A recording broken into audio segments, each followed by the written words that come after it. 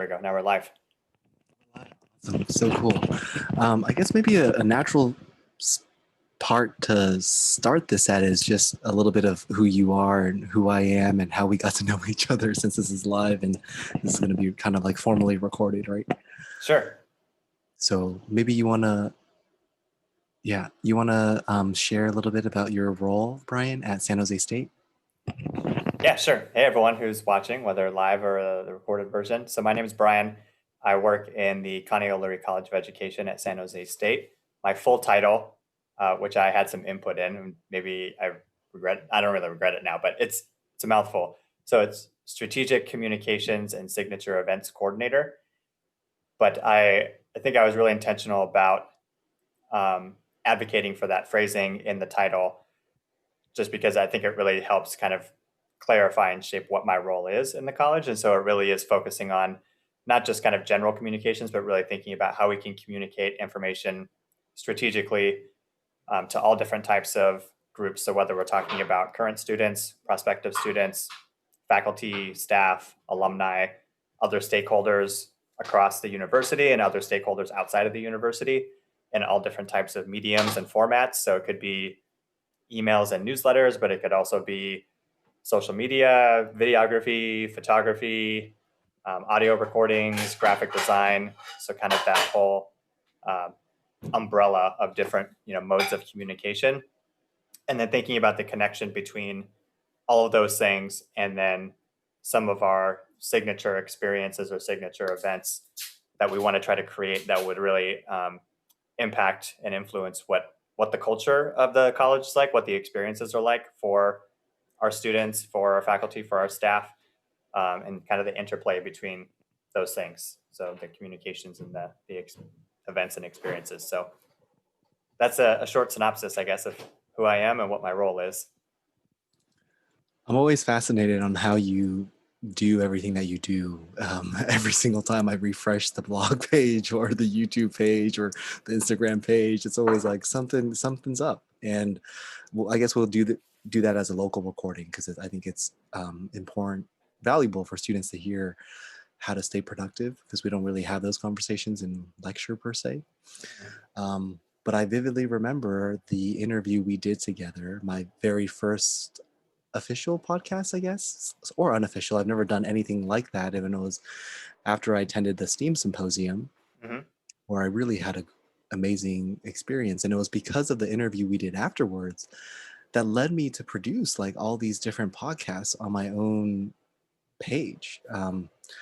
Not because I want to add more junk out there in the podcast space, but because when you can shift from the consumer paradigm to becoming a generator paradigm, you then consume everything else completely, like radically differently, right? You like want to learn deeper, you want to go deeper, you want to question more meaningfully. And it's like, if I were to just focus on one highlight of our relationship, it was because of that interview we did where I really started looking at everything that I'm experiencing in a whole new light. So I really am so thankful for that. Cool. Yeah, I appreciate that. Yeah, I mean, just to kind of think back on that too. I mean, even for me, in this role, some of this stuff is fairly new experiences for me too, just because things continue evolving, right? Just in terms of the realm of possibilities when we're thinking about how to communicate different types of information or kind of translate different experiences through different modalities. So it's been a lot of fun for me just kind of going through that process, not just in this role, but even in the roles I had leading up to this, and having the opportunity to interact with you and interact with so many other students in our college, interact with faculty in our college, and really just, I think what kind of drives me in all of that is thinking about how I kind of see my role ultimately is like to really amplify and shine a spotlight on all the great things that make our college and our community what it is. So all the individuals that make it up, all of the different types of events and experiences and opportunities that make it up, and then just thinking about how to use these different mediums that we have to kind of elevate that. But like you said, once you kind of start diving into it, and if you're coming at it from, kind of a dimension of like curiosity, then you just, that's enough to just keep you going for sure. I like that you use that kind of dichotomy of like creator, or what'd you say, creator versus, or no, consumer versus Consumer. generator. Yeah, there we go. The reason I use creator is because I've actually said something similar, kind of half jokingly before, but I've always said like, oh, there's two types of people in this world. There's consumers and creators. And it's, obviously that it's a joke in the sense of like, it's not one or the other. Like a lot of times people are like somewhere in the middle of that spectrum, but it is kind of true. I mean, you're either kind of creating the things that exist in this world, like the physical things or the experiences or whatnot, or you're consuming them, right? You're watching them, you're listening to them, you're paying money to get access to them or to experience them. So there is kind of that interplay between those two things. So that's funny that, yeah, you kind of looked at that relationship the same way. Yeah, I like consumer versus creator better. I like how they're both start with C. I would say that shift or that transformation, I try to apply into my own classes now because I've had it, right? Because I've had that experience of what it means to generate content, whether it's videos and blogs or podcasts. Um, when we're Oftentimes when I'm sitting through lecture, I question myself. I question a lot of things, but I definitely question like, what is this all about, and how can this be valuable for me, right?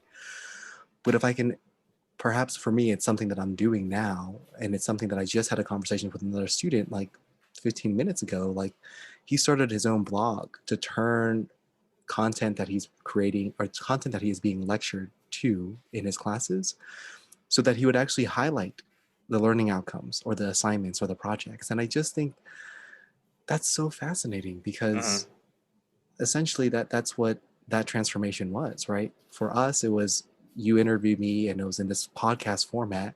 And I was like, whoa, I might want to try that out for myself because I'm learning so much about the science of learning and trauma and cognitive science. Um, I wanted to have a medium to share that, not because I feel like I'm anywhere close to being an expert, but because I think there's an idea of borrowed creativity. And the whole idea around ideas is it's important to give credit where credit's due on where the origins of that idea came from. But from the perspectives of the student, when we're being presented so many ideas and techniques or truths in our courses, we sometimes forget that we are just as capable of forming our own ideas, right? Even if it's rewriting our lecture notes, we, in essence, is taking something that's actually been refined for many, many years, sometimes hundreds, if not thousands of years, like math, and we're actually trying to make it make sense and internalize that on paper or in our minds. So that is like one of my hopes is to help my friends and help myself enter this generator or creator um, mindset shift in our actual courses, right? Mm-hmm. Yeah, and I think you said the key word or the key phrase right there, right at the end, is really the mindset shift. And just that it reminds me of how sometimes, you might hear the expression or hear people say like, "Oh, I'm just not that creative," or "I'm not a creative person," or I don't have creative juices or creative skill sets. But I think ultimately, deep down, we're all creators. We all have the capacity to be creators, but it's just about one, like seeing yourself in that way, and then just starting somewhere, being curious and being inquisitive and just starting to dive into it and trying things out and making a lot of mistakes along the way. But then by doing that, that starts to really increase your creative capacity as you're going through that process and that journey. Yeah. There's so much there. I feel like maybe we should do our local recordings. We'll keep this live, but the last thing I wanted to note on that is um, in my brief readings around psychology and having taken 3 courses in college on psychology, psychology can be one of our greatest assets, but also it could be one of our greatest barriers to feeling like we can learn what we're being asked to learn, or to feeling like we can actually become a creator or become part of these disciplines that we're studying. And this is just fascinating because I think about the roots, right? Like for me, it was really like the conversation that we've had and many of the conversations that we've had. And when I see your work in creating through these, what I would call culturally relevant mediums,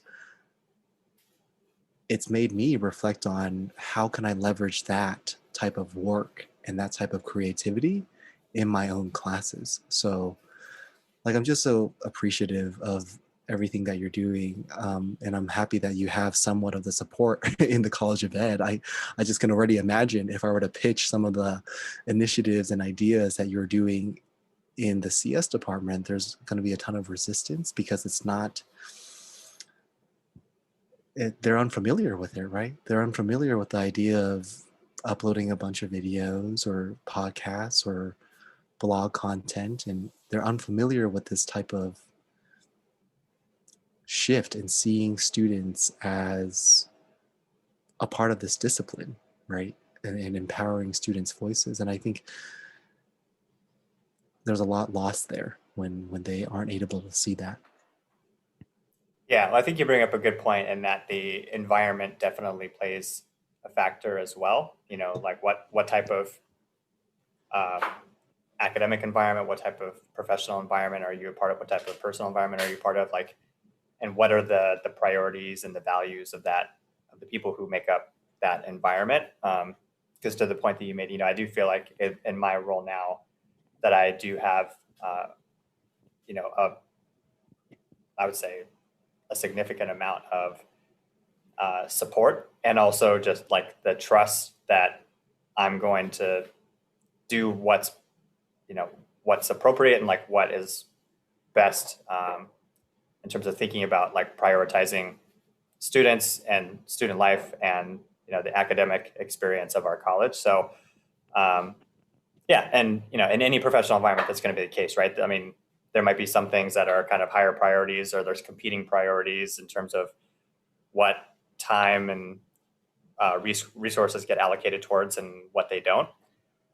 Sometimes, though, I think you know, as an individual in any organization or any environment, if you're looking to try to uh, create some type of shift, I mean, sometimes all it takes is like just finding, you know, someone to collaborate with, or finding someone who can kind of be, you know, that advocate in your corner, or sometimes just, you know, doing something um, in turn and like extra time, right? Like saying, well, I think this is something that is meaningful and important, so I'm going to take the time separate from my other time that I'm supposed to allocate to these other things to create this thing, create an example of something so that I can demonstrate to you what, you know, what it looks like, what it feels like, what the experience is, what the impact is.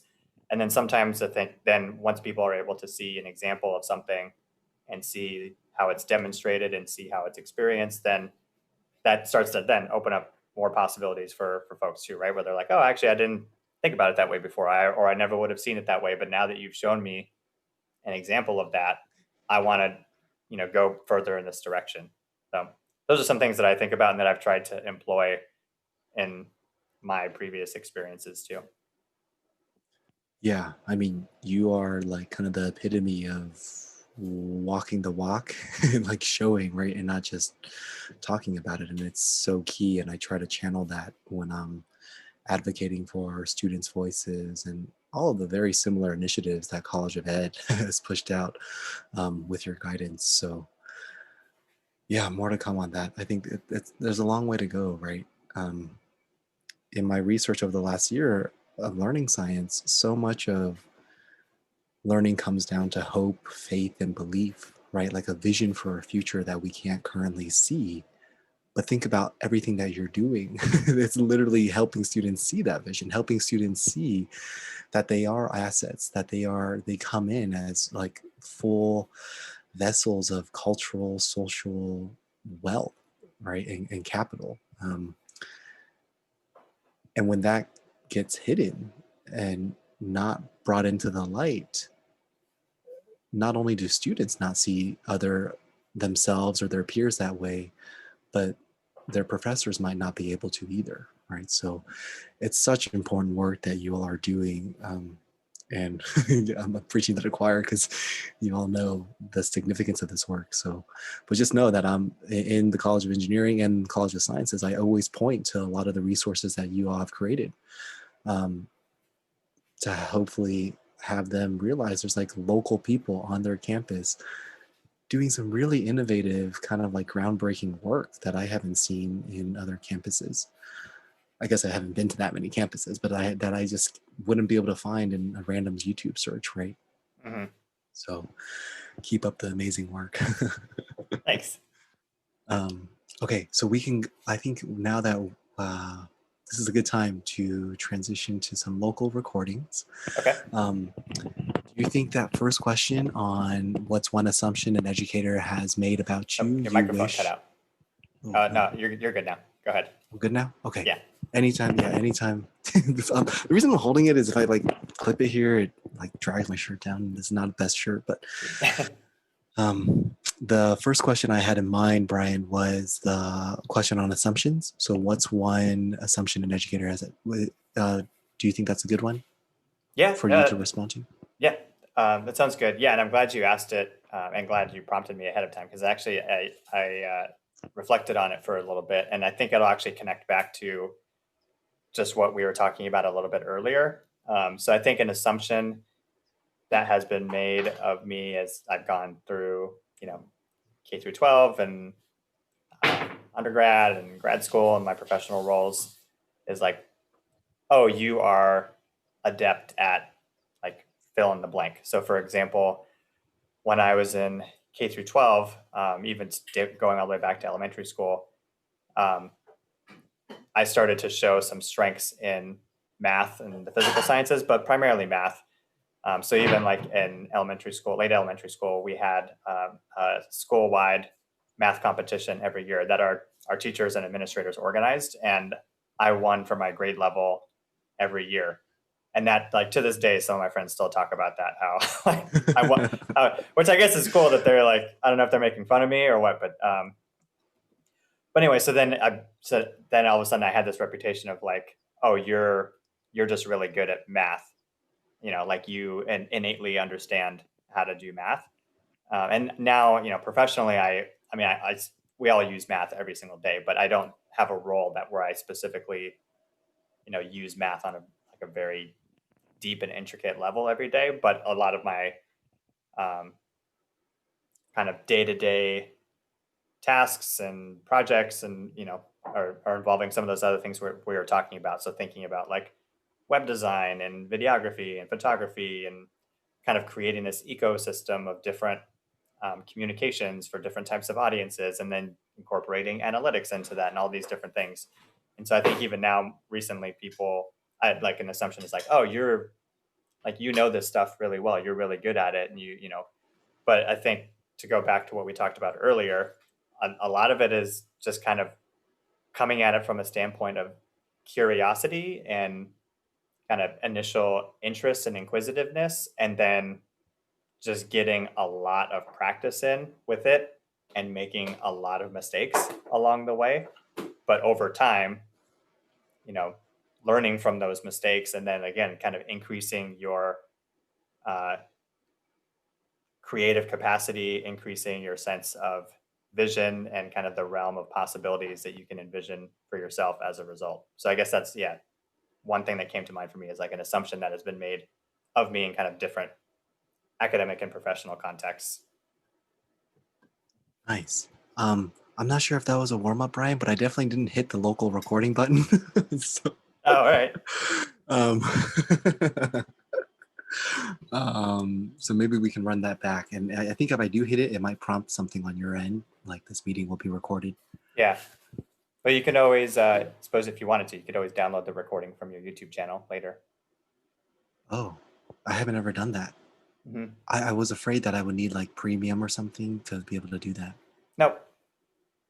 Okay. Yeah, you'll download the whole thing as one large file. So if you wanted that response, you would just have to trim it out from the rest of the recording. I see. But, I yeah. see. Good to know. I think if it's okay with you, I'll do a local recording of that response, and you could like tighten it up if you want, or Yeah, that's if no we problem. just run that back.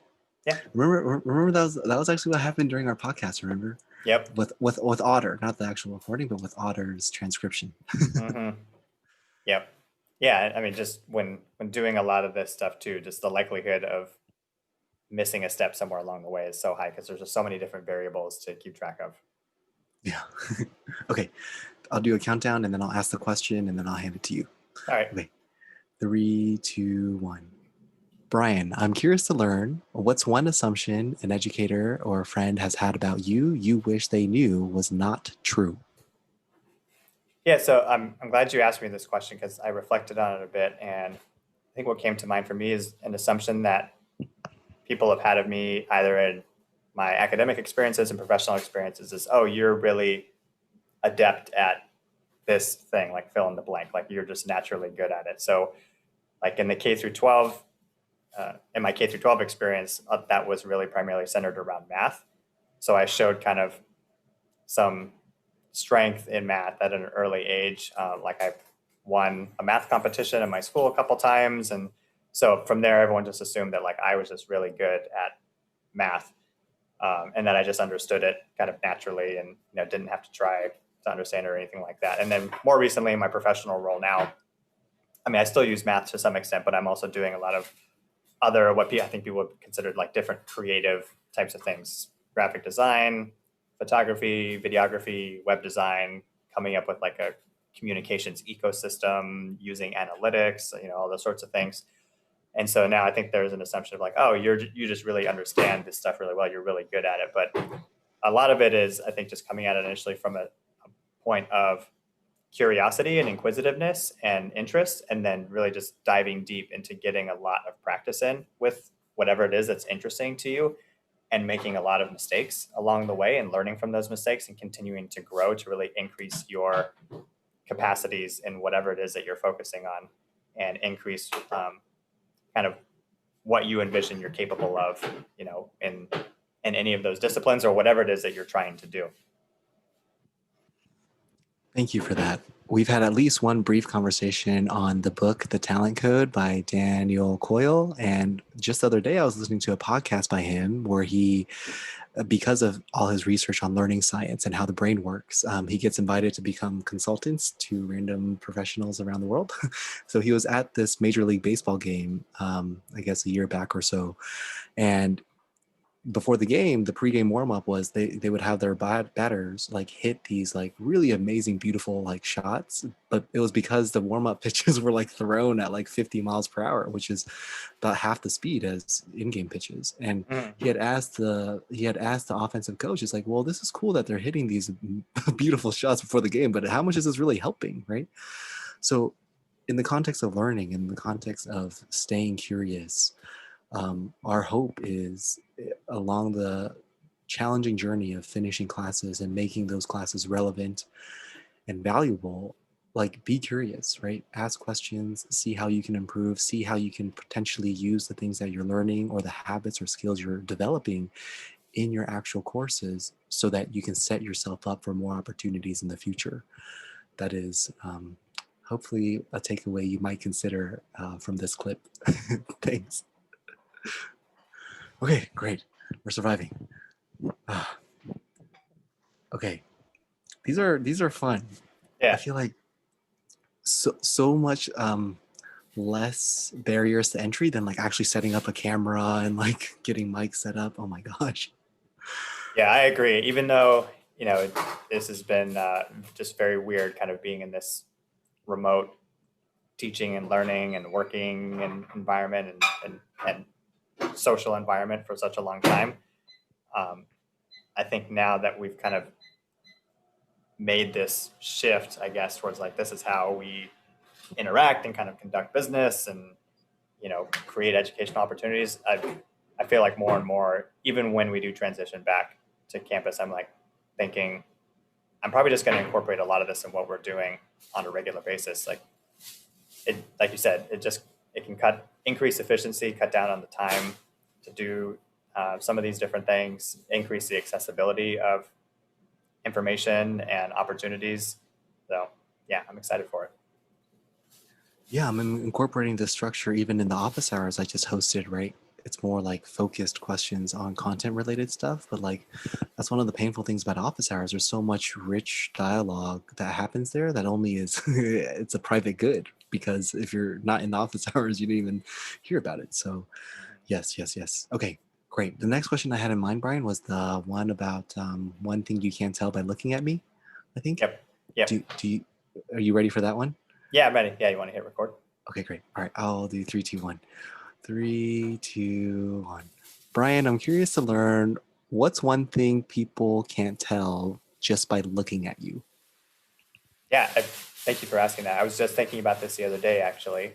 Um, so I think one thing people would know just by looking at me or even by having a brief interaction with me is really what my upbringing was. So my parents were teenagers when I was born. And so we lived in the Bay Area initially, but then we relocated from there to a small town in Central California because they wanted to be able to buy a home. You know, there's a lower cost of living there, so they could raise a family. And so I lived there from uh, kindergarten all the way through high school, and then left there and was the first person in my family to attend and graduate from college, which was, you know, a fairly challenging situation being a first generation college student. The university I went to was bigger than the town I grew up in. So that was kind of interesting.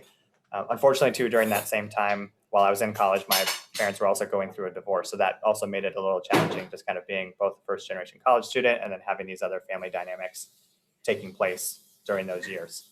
So that's something people would know about me. Really challenging.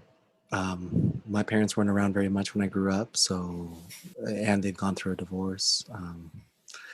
Those are the unspoken, I don't know, challenges, right? That when you look at your classmate or even when you look at your professor, you have no idea that those were the realities that this human had to live through. And one takeaway from your anecdote here, Brian, is just to exercise empathy for others and realize that so many of the qualities and the way people are, or the way people say things, or the way people act is based off so much of their past experiences, right? And the sooner I've been able to realize that for myself, the sooner I can actually think about how to be more compassionate and empathetic towards people I don't necessarily agree with, or towards people who I don't necessarily want to agree with. And it's okay, you don't have to agree with everyone, but at least if you recognize that so many of the things that make us who we are is by our upbringing and by our experiences, or by their upbringing and their experiences, Mm-hmm. you can be more at ease, or more at I don't know, even keel when you disagree with some of their things. Yeah, I agree. Okay. These are always so hard. Okay, we should do one more. I know 5:15, right? So maybe one Yeah, more short one. yeah, I'm good. We got time. I don't remember what I wrote for you for the third one. You asked, how do you manage your workflow with all the media and blog content you produce? Oh, that's a good one. That's a good one. Um, you ready for that one? Sure. Okay. We are the directors. Okay. Three, two, one. Brian, you do some amazing work in the College of Ed at San Jose State, and I'm curious to learn how you manage your workflow. Well, first of all, thank you for that compliment. Appreciate it. You know, sometimes I feel like I'm on one of those game shows where you get put into the booth and then they have money kind of blowing around all over the place, and you have to just like scramble to grab whatever you can. I feel like it's an appropriate metaphor just because, you know, I've mentioned to you, I feel like part of my role is ultimately to really just amplify, shine a spotlight on, elevate a lot of the things that are already happening within the College of Education. So a lot of the experiences, a lot of the impact, a lot of the opportunities for from our faculty, our students, staff, alumni, et cetera. And so with that, that's where kind of the metaphor comes in, because there's just so much activity happening that I think is worth kind of, you know, grabbing and shining a spotlight on or amplifying so other people become aware of it. Um, that it kind of does feel like that in a lot of ways. And so I think for me, part of it just becomes a challenge of creating a system around that so that when that information becomes known, um, I'm able to very quickly and efficiently like put it together and then share it out there with our different subgroups within the college, different audiences outside of the college or other stakeholders. So that I think that's part of it. It's like kind of getting the organizational structure in place. So just some examples of things that I did once I started up in the College of Education was creating a blog for our college. So that is kind of the repository, I guess you could say, of where every piece of news goes. So then at least from there, we have a URL that we can use if we're sharing it out, on kind of one-off announcements. So if I'm sharing something on social media, then I can link directly to that blog post if I want to, unless that information's on another web page that we want to direct people towards to get more information. That also gets consolidated into a weekly newsletter that gets sent out. So then there's not a need to kind of create another like redundant system to send out this information. Um, and then even when we think about things like videos or podcasts, recordings, things along those lines, I want to make sure that if we're putting a lot of time and energy into capturing those stories and shining a spotlight on them, that we're trying to be very thoughtful about the delivery and dissemination of that information too. So trying to kind of work backwards, I guess, right? And think about what is it that we want the end result of this to be in terms of how it's going to be delivered to folks and disseminated, and then working backwards to figure out, okay, then what do we need to do up front to create this experience, whether it's a podcast or a video, so that we can get from the start point to the end point without it, being too inefficient or not allowing us to be able to utilize it on different mediums and platforms. So even if you just think about sharing out a story on different social media platforms, they all have kind of their own user experience and different criteria in terms of like aspect ratios for photos or videos or character limits and all those things. So thinking about all those different variables and constraints up front, you can then kind of work backwards, like I said, to figure out what you want to do initially so that you don't run into those obstacles later on.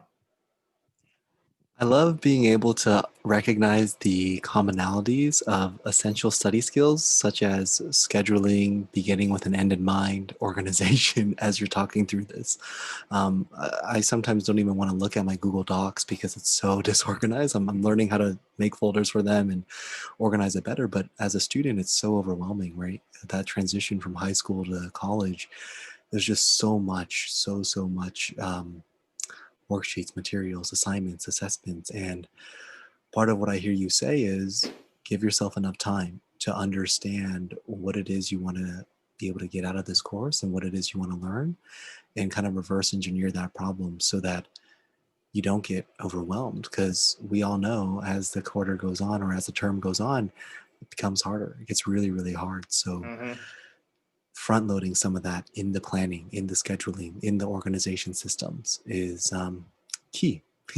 Yeah, definitely. And just, ultimately just getting the system set up for yourself that works. You and I have talked about this a couple times, but it's not so much a system, but really just a goal, I guess, for my inbox to have less than 10 emails in it at any given time. I've been doing that for 10 years now at this point. That pretty much every single day I have less than 10 emails in my inbox at all times. And, it's kind of a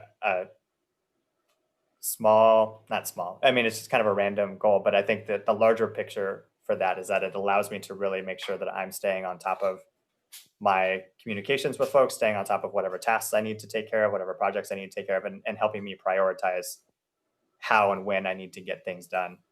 Um, and I feel like if I start from that standpoint of making sure that my inbox is managed and maintained effectively, then that kind of feeds into all these other things. And for audience members who are unfamiliar with the concept of systems, you're more than welcome to Google that. But another way to think about systems is productive habits, right? Or habits that we aspire to have. So just break it apart little by little and make incremental changes towards working up to the goals of scheduling and organization and making use of lecture notes, et cetera, et cetera. Thank you so much, Ryan, for joining me. Yeah, no problem. Thanks for having me. Okay, done, done, done, done. Okay, go eat. Go prepare for your thing. This was really lovely. we Oh we yeah, just made history. maybe we'll see. Okay, thank you so much for joining me today, Ryan. Yeah, I'm glad we're able to chat and catch up a little bit. I'm sure I'll see you again soon. Wait till I begin developing this library. I think you'll be happy because this is so much of this. The origin is the conversations that we've had. Looking forward to it. Thanks, Brian. Thanks, Henry. I'll talk to you later.